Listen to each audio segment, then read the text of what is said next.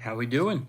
Of course, as always, no one's ever in the chat right away. It's no one ever just pops in right off the bat, and then sometimes like a spontaneous 15 people come in. So it's kind of what we're waiting for here in a sense. But happy Tuesday for all. Oh, happy Tuesday! I'm so happy Thursday to all those that celebrate. Golly, that almost makes me want to like stop the video and retry. But happy Thursday to all those that celebrate out there. It is a gloomy day over here in Northwest Georgia. It's been something else, man. Something else with this weather. I'll tell you what. Things change, people change, but the Georgia weather, it always changes. Always changes. But yeah, so today, if you could tell from the video or the title of the video, the live, we're going to be predicting the NFL playoffs for the 2025-2026 NFL season. Basically, what I'm going to do here is just kind of go through seeds 1 through 7. Obviously, the top 4 being the winners of their divisions or the division, and then seeds 5 through 7 are just the wild card spots, and then we'll talk about matchups and maybe a little Super Bowl prediction. Maybe it's never too early. But this feels a little bit early. I was writing the notes down, and I was like, should I even do a Super Bowl prediction? But the good thing is you can always change it. So we'll start off with the AFC. All right, so I'll kind of go by a little bit slower. So I think honestly, the top 3 seeds could be a swap of those 3 teams in those 3 seeds. So right now I have the Ravens 1, Chiefs 2, Bills 3. Now I'll give my case for each team being number 1. For the Ravens, number 1, I think they're so hungry this year. I think they really want it. And they didn't really change too much of their team. If anything, they improved in some sort of way. And then like 2 years ago, I guess last year, when they lost Patrick Queen, I was thinking like, dadgum, that's a tough loss. That could really affect their team. Not entirely. And then this year, this offseason, they had a really good draft. They drafted Mike Green, Malachi Stark, some great picks here. And then they signed Jair Alexander and DeAndre Hopkins. So just nice little signings here and there that I think really improved the squad. Stephanie Spencer says hi. Gamerboy Fortnite says hi. Max Blanton says hi. Hello, everybody. What's going on? Hope you're having a great day so far. Do I have a pet? No, I do not. I wish I had some fish, though. That'd be cool. I love dogs. I just don't want to own one. And I'm kind of allergic to cats, so no fish. Gamerboy Fortnite said hi. Hello. All right, so that's my case for the Ravens at number 1. I honestly think that's probably the most reasonable one. The Chiefs getting number 2, I think they're the second best team out of this trio. But if they were to get the 1 seed, I think they would just have a normal Chiefs season, and I don't know how much that's going to happen with the competition this year. So we'll see how that goes, but I don't even think they have to play perfectly. I think they just have to play Chiefs football. Were you in the Army? Nope, never has, and never have been, never will be. Oh, they're dropping like flies, ladies and gents. And then Bills at 3. I just think they have, I don't want to say a tougher schedule, but it just seems like every year they have a tough go around. So we'll go with the Bills at 3, but their case for being number 1 is Joey Bosa. I've said that ever since they got him. He could really make an impact on the team if he stays healthy, of course. And also just Josh Allen. Guy's a beast. What's your favorite football team? So if we're talking NFL, the Atlanta Falcons. If we're talking college, the Georgia Bulldogs. But this is an NFL show, so it's going to be the Falcons. All right, so Ravens, Chiefs, Bills is 1, 2, 3. And then at 4, we have the Texans. And then at 5, the Bengals, 6, Broncos, 7, Chargers. So the Texans winning the AFC South. No surprise there, but I don't think they can get any higher than really any 4. I just don't see them getting even 3, if we're being real. Like, there's just no way they get above 3 if they somehow get above 4. But they have an easy division. I was thinking when I was writing these notes, like, man, I wish my team was in a terrible division. But then I thought about the Falcons, and I'm like, Oh, we are. We are in a terrible division. Do you have any football cards? Says Stephanie. No, I don't own any football cards. Last time I checked, at least. Um, so I have the Texans at 4. Then I have the Bengals at 5. I don't think you're going to be able to keep them out this year, which will be quite the problem for any team facing them in the playoffs. Broncos at 6, Chargers at 7. Nothing much changing from last year. I just think that these teams in the AFC are really set up, and the other teams are more so playing catch up, or they're just kind of stuck in the middle. Excuse me. All right, now for the NFC. I mean, do I think the Eagles are going to be number 1? I think they are, but I think because there's no other option, you know.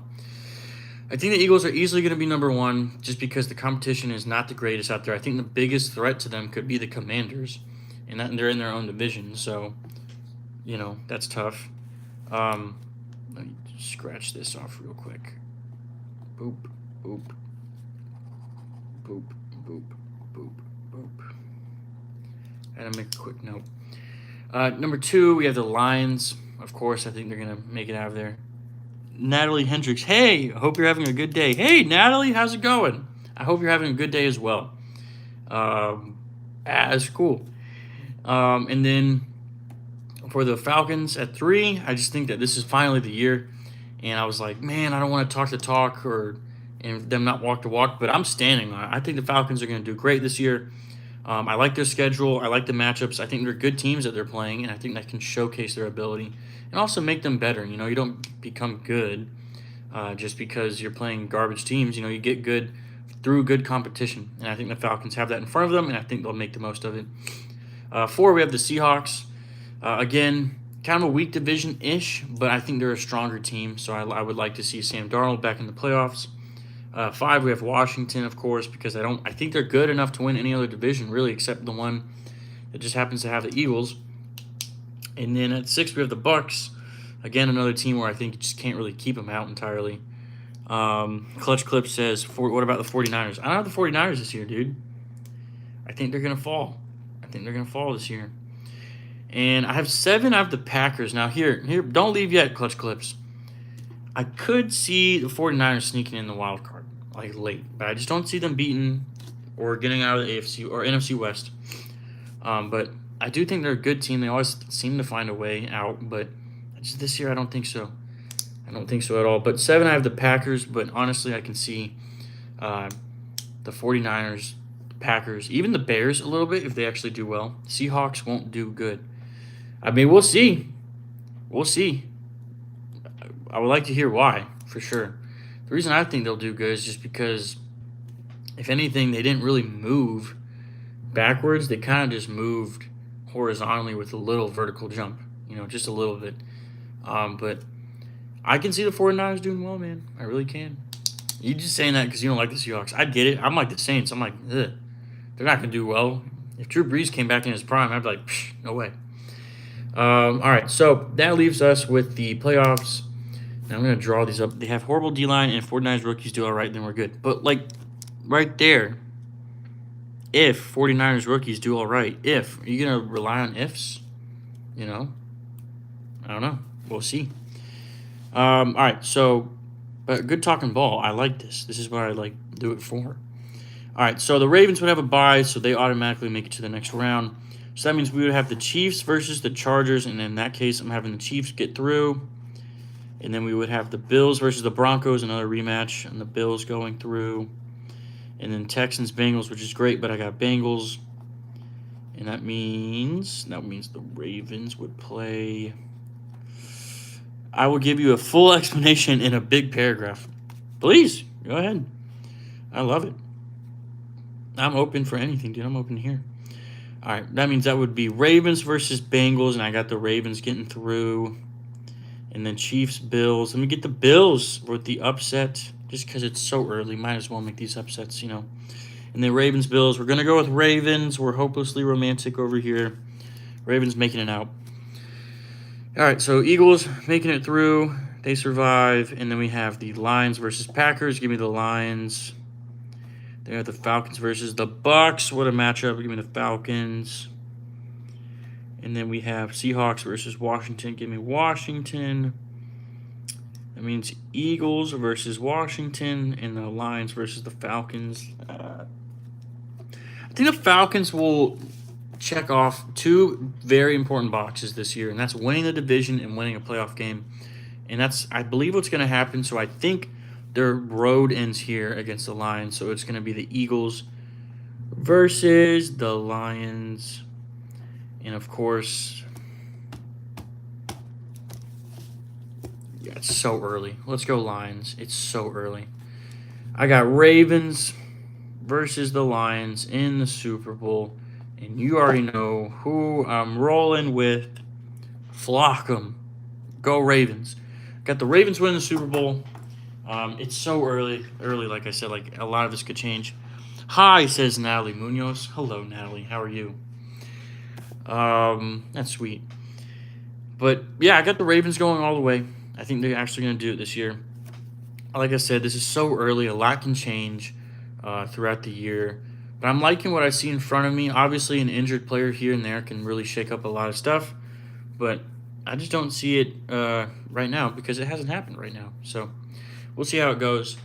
But that brings about our time. Guys, these off-season videos, lives, they can be mundane. I can't wait for the season to come back so we can actually have topics to discuss. But I also have 7 people in here with 2 likes. That's beautiful. God bless every single one of y'all. Everyone that walks in here and also that does not walk in here, I appreciate you. So y'all are goated. I really do appreciate it. So let's go through the rundown one more time.